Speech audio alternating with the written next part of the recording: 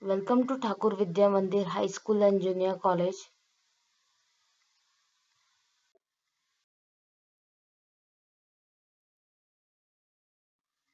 Today we are going to start part 3 of chapter 4, Business Services.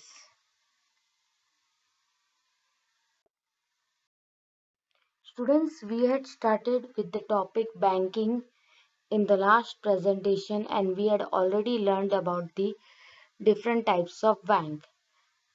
Today we are going to learn in detail about one types of bank, that is the commercial bank. We are going to learn what are the functions of commercial banks.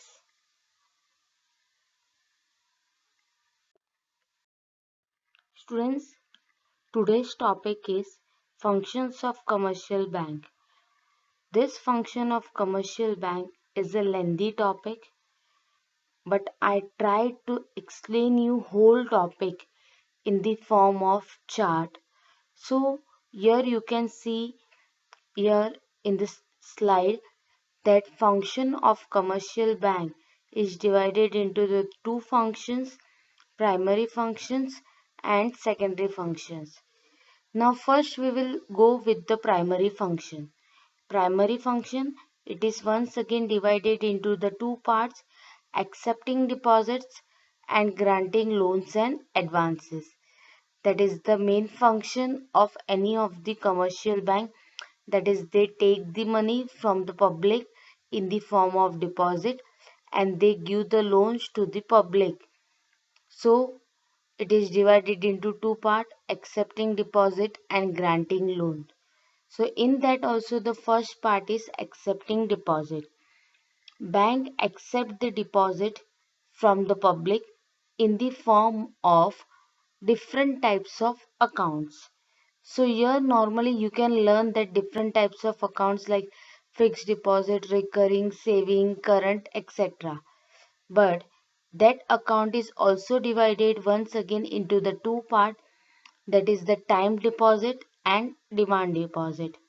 Time deposit is divided into two part, fixed deposit and recurring deposit. These both the account are known as time deposit because in both the account customer has to keep the money for certain period of time till it gets matured. And second part is the demand deposit. Demand deposit is divided into two parts, saving account and current account. It's known as demand deposit because whenever we demand, that is customer demand from the bank, customer get easily money from the bank in the form of saving account and current account. So here student we are done with the first, that is the accepting deposit, and next part in the primary function is granting loans and advances. Granting loans and advances is divided into two parts. First part is the loan, second part is advances. So in the loan also bank issues loan in the form of short term loan, medium term loan and long term loan. And second part advances in the form of cash credit, overdraft, discounting of bill of exchange. So students, here I had completed with the primary function. I just summarized you about the whole topic. We will learn in detail about all this topic in the later slide. Now we'll move further with the secondary function. Secondary function is divided into two parts, agency function and utility function. Agency function is having certain points like periodic collection and payments, portfolio management, fund transfer, dematerialization, forex transaction. And utility function is divided into certain points like issue of drafts and checks, locker facility, project reports, gift check, underwriting services, gold related services. So students, here we had completed the two function of agency as well as the utility function of secondary function. So I had explained you in short about the function of commercial bank. I had explained you in short, but later you have to write, you have to learn all the points in detail, and that explanation I'm going to give you in the later slide.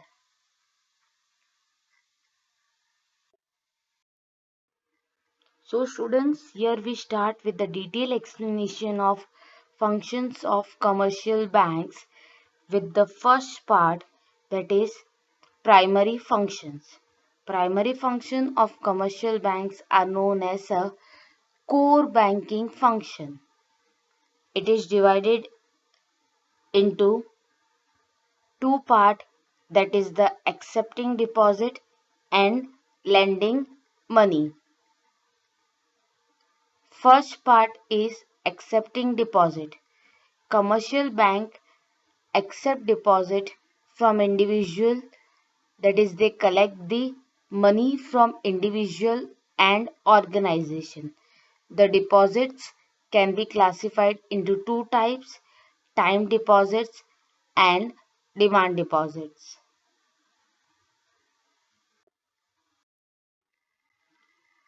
Now first we are going to learn about the time deposit. Time deposit are called as time deposit because they are repaid to the customer after the expiry of decided time. It means if customer wants to keep money for 30 days, 60 days or for example 1 year, then after that particular period of time, that money has to give it back, but only after that particularly expiry of decided time. Time deposit is once again divided into the two part, that is the fixed deposit and the recurring deposit. So first we are going to learn about the fixed deposit. Fixed deposit account in which fixed amount is kept for the fixed period of time. Rate of interest in fixed deposit account is more as compared to saving bank account.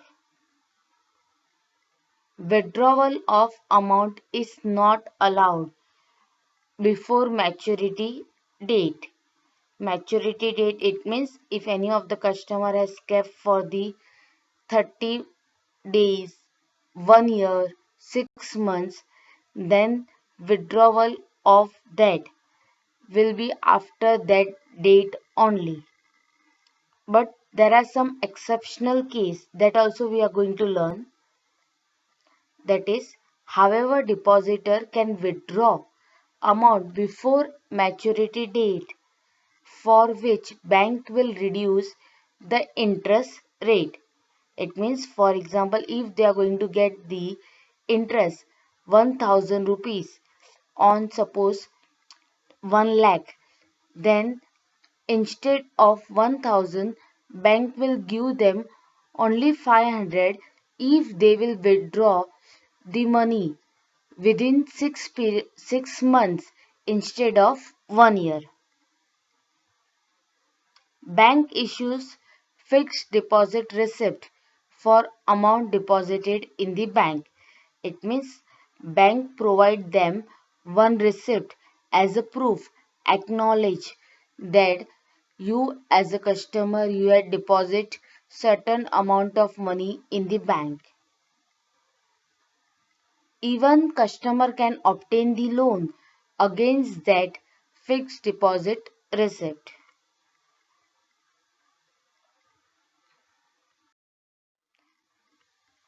Next part is recurring account. Recurring account is normally operated by salaried person or businessmen. In recurring account, certain fixed amount of money deposited every month. Withdrawal of amount along with interest will be done after the maturity date. Here also rate of interest is higher, that is similar to the fixed deposit account. Separate passbook is provided to know the position of the recurring deposit account to the customers.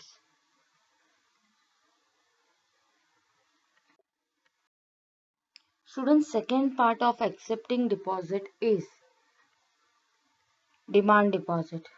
Now we are going to learn what is the demand deposit. Demand deposit are those which are repeat to customer whenever they demand. It means whenever we want the money, immediately we can get the money in our hands. Money can be withdrawn as per wish of the customer. We can withdraw the money through withdrawal slip, check, ATM cards, online transfer, etc. Now demand deposit is once again divided into two parts. That is the first part we are going to learn, that is known as the saving account. Now normally saving account is operated by those people who earn regular or fixed income such as salary or wages. Main aim of saving account is to encourage habit of savings among people. There are some restrictions on withdrawal limits from the saving account. Here customer get lower rate of interest, passbook facility, account statement, etc. This all the facilities are provided to account holders. Some bank even provide separate facility of flexi deposits. Now this is little bit different. Student, above whatever point I had explained, that is a simple explanation of saving account. From this point there is a little bit different, that some bank provide separate facility of flexi deposit account. This facility normally combines the advantage of saving account and fixed deposit account. Students, there is no separate deposit account. It is a type of saving bank account with special features and benefits, that if you are going to deposit your money, then after certain limit, that money will be transferred as a fixed deposit account. This information, if the customer wants, then they can provide it to the bank and bank provide you the facilities. It's not compulsory in the saving account and not compulsory for all the saving account holders. Second is the current account. Current account is normally operated by business firm and other commercial organizations such as hospitals, educational institutions, etc., who have regular banking transaction. It means businessmen every day they have to do lots of transactions in the bank, so that's why they prefer to have the current account. Now we are going to learn why they prefer to have a current account, because in current account there is no restriction on deposits and withdrawal of amounts. No interest is paid by the bank for the current account holder. Why? Because there are no restriction. People can do the number of time deposits and withdrawal for the current account. Bank provides statement of account every month for the current account holder. Even overdraft facility is available for the current account holder. For current account holder, they try that they should provide each and every facilities to the business firm and other commercial organizations. Students, we had already done with the first part of primary function, that is accepting deposit. Now we are going to learn further with the second part, that is the granting loans and advances. Now, what is granting loans and advances? Banks grant loans and advances to business firms and others who are in need of bank funds. Loans are provided for longer period of time from 1 year and more. Advances are provided for shorter period of time from 4 months to 1 year. Advances are in the form of cash credit, overdraft and discounting of bills, etc. Now we are going to learn the first part of granting loans and advances, that is we are going to learn in detail about the loans. Commercial banks provide loans to businessmen and others. The borrower can use entire amount sanctioned or can withdraw in installment. It means if bank has provided the loan of 10 lakhs, but right now if borrower doesn't want to use the entire 10 lakhs, then that borrower can withdraw whatever amount they want to withdraw in the installment basis. Interest is charged on amount sanctioned, that is bank has sanctioned for example 1 lakh rupees, then bank will start charging the interest on 1 lakh, not on what amount you had withdrawn on installment basis. Now we are going to learn what the loans and their different types, and that first type start with the short term loans. Short-term loans are loans for the period up to 1 year, which is to meet the working capital requirement of the borrowers.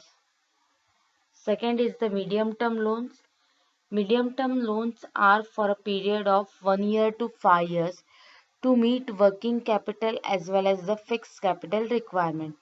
Working capital, it means the capital which we require for the day-to-day requirements, and fixed capital, normally that fixed capital will be to purchase any of the fixed assets.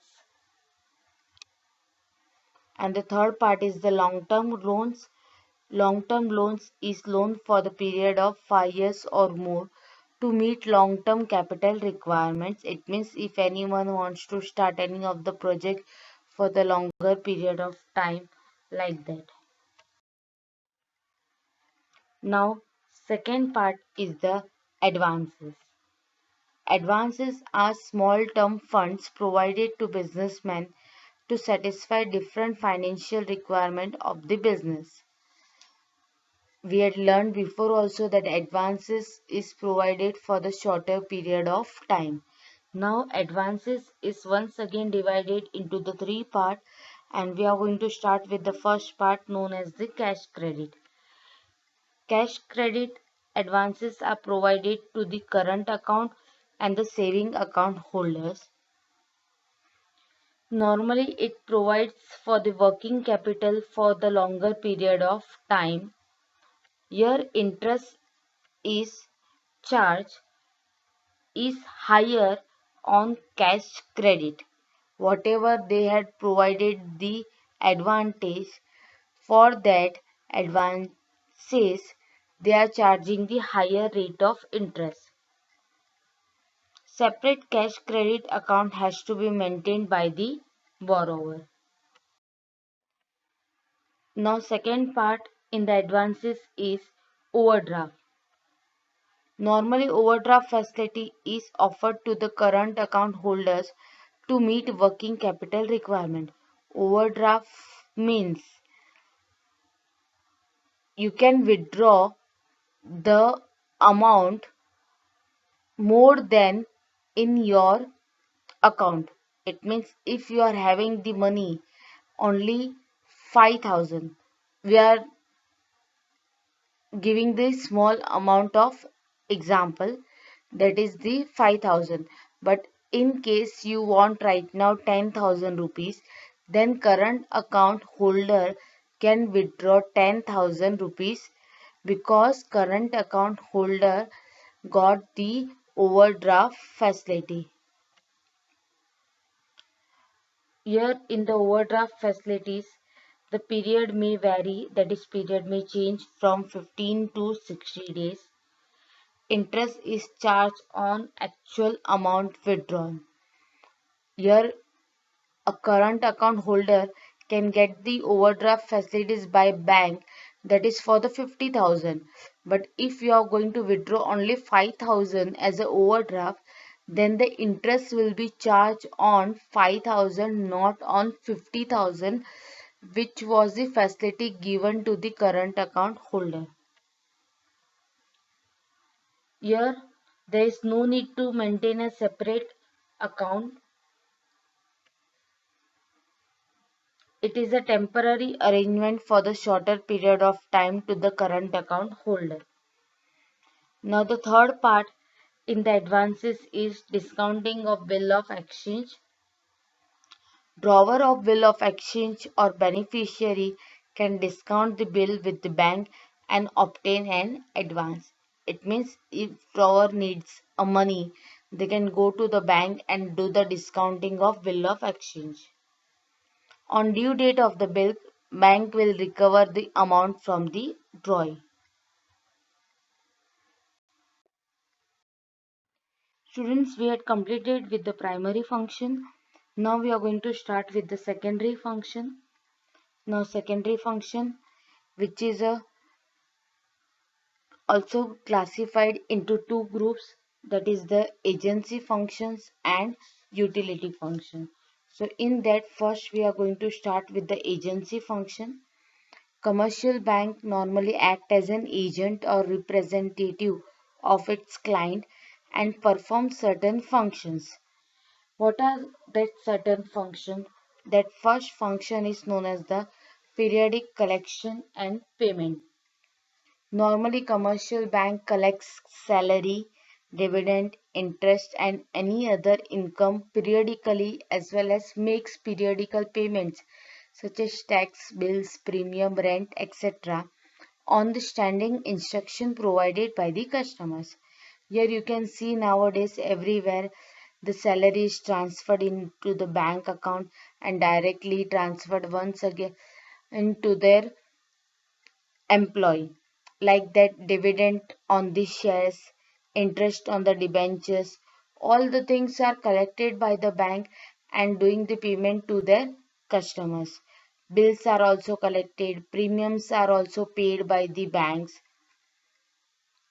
Commercial bank charges certain fixed amount quarterly or annually in the form of service charges from customer for providing such services. Now second is the portfolio management. Normally large commercial banks, they use to purchase and sell securities such as shares, bonds, debentures, etc. on behalf of clients. It means any of the customers. This facilities or handling of such security is known as portfolio management. Due to this facility, more clients are opting for such services of commercial bank. It means the client will get relieved from doing the purchase and selling of such securities. Now third part is the fund transfer. Commercial bank provides facility of fund transfer from one branch to another branch or branch of another bank. You all know that now we can transfer our money from one branch to the another branch. Commercial bank comes with various initiative to make this transfer hassle free. It means without any hurdles. Now people can easily transfer the money from one branch to the another branch of the same bank or of the another bank. Next point is the dematerialization. Banks provide dematerialization facilities to their clients to hold their securities in the electronic format. Securities, that is the One of the example of security is shares. Now shares are not sold in the form of hard copy. It is sold to their customers, to their clients in the form of electronic format. That's why it's known as the dematerialization of shares. So this all the dematerialization facilities are provided by the bank on behalf of clients. On behalf of client, the electronic transfer of shares, that is the purchase or selling of shares, is done by the bank. Next is the forex transaction. Forex is an abbreviation for foreign exchange. A bank may purchase or sell foreign exchange on behalf of its client. A bank purchases forex when the clients need it for overseas transaction. As you know, students, nowadays almost every bank is doing the foreign transactions. Students, now we are going to start with the second function of secondary function, that is known as the utility function. Commercial bank normally perform utility function for the benefits of its client. It provides certain facilities or products to its client. For example, we are going to learn in the form of various points. First is the issue of draft and check. A draft, that is the demand draft, or check, is an order to pay money from one branch of bank to another of the same bank or other bank. So this facilities is provided by the bank to their clients for their benefit. A bank issue draft to its account holder as well as non-account holders. As all of you know, while paying the fees or any other charges, so many of you are preparing the demand draft. So to make a demand draft, there is no need that you should have compulsory account in that particular bank. But check are issued only to the account holder. It means if you want to issue check to any of the person, then you should have a account in that particular bank. Then only bank will issue the checkbook to you and you can issue that check to any of the person. Bank charges commission for issuing a bank draft. It means if you want to make a bank draft, that is the demand draft, then for the 10,000 rupees, they can charge any of the 200 rupees as a interest. Second is the locker facilities. Locker facility is also provided by the commercial bank. Locker facility is normally for the keeping safe custody of their clients, that is the valuables, documents, gold ornaments, etc.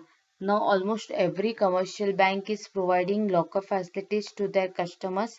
For this, they are telling to the customer to have some fixed deposit account and they are charging yearly basis some amount as a interest for having the locker facilities. Third point is the project report. A bank also prepare the project report and feasibility studies on behalf of their client. It means any of the client who is a businessman who wants to start the project, then that project report is made by the bank. And feasibility study, it means it gives the study whether that project will be successful or not. Project reports enable the business fund to obtain funds from the market and to obtain clearance from government authorities. So that's why they want properly project report if they want to obtain the funds. Fourth point is the gift check. Bank issues gift check and gold coins to account holders as well as to non-account holders. Now normally the gift checks or coin can be used by the client for the purpose of gifting on account on occasions like wedding, birthdays, etc.